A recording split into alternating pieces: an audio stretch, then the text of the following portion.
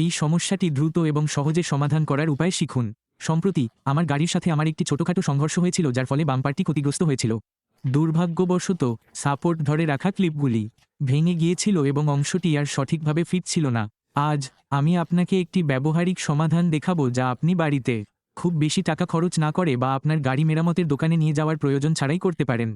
যখনই কোনো গাড়ি সংঘর্ষে পড়ে, তখন প্লাস্টিকের ক্লিপগুলি, যা বাম্পারগুলিকে রাখার জন্য দায়ী, গাড়ির সাপোর্টের সাথে সুরক্ষিতভাবে সংযুক্ত, ভেঙে যাওয়া খুবই সাধারণ।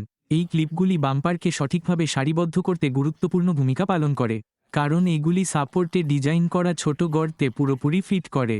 যাই হোক, আঘাতের কারণে এগুলি প্রায়শই ক্ষতিগ্রস্ত হয় বা এমনকি সম্পূর্ণরূপে বিচ্ছিন্ন হয়ে যায়, যার ফলে বাম্পারটি ভুলভাবে সারিবদ্ধ বা খারাপভাবে সুরক্ষিত থাকে।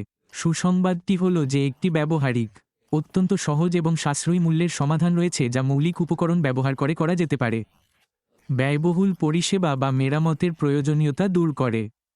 আপনার জিপ টাই, যা কেবল টাই নামেও পরিচিত, এবং দুটি ওয়াশারের প্রয়োজন হবে। প্রথম ধাপ হল ক্লিপগুলি ভাঙা জায়গাগুলি চিহ্নিত করা এবং জিপ টাইগুলি কোথায় দিয়ে যেতে হবে তা চিহ্নিত করা। মূল ক্লিপটি যেখানে ছিল সেই গর্তের মধ্য দিয়ে জিপ টাইয়ের এক প্রান্ত ঢোকান এবং তারপরে আরও স্থিতিশীলতা নিশ্চিত করার জন্য টাইতে একটি ওয়াশার যুক্ত করুন।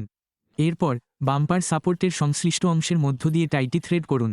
নিশ্চিত করুন যে সবকিছু সঠিকভাবে সারিবদ্ধ আছে।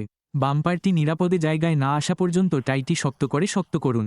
আপনি একই পদ্ধতি পুনরাবৃত্তি করতে পারেন বাম্পারের অন্যান্য অংশে যেখানে ক্লিপগুলি ক্ষতিগ্রস্ত হয়েছে সেখানে। আরও পরিষ্কার ফিনিশের জন্য কাঁচি বা ইউটিলিটি ছুরি দিয়ে অতিরিক্ত জিপ টাই কেটে ফেলুন। শেষ পর্যন্ত আপনার বাম্পারটি পুরোপুরি সুরক্ষিত, স্থিতিশীল এবং কার্যকরী হবে। যাওয়ার প্রয়োজন ছাড়াই মেরামতের দোকানে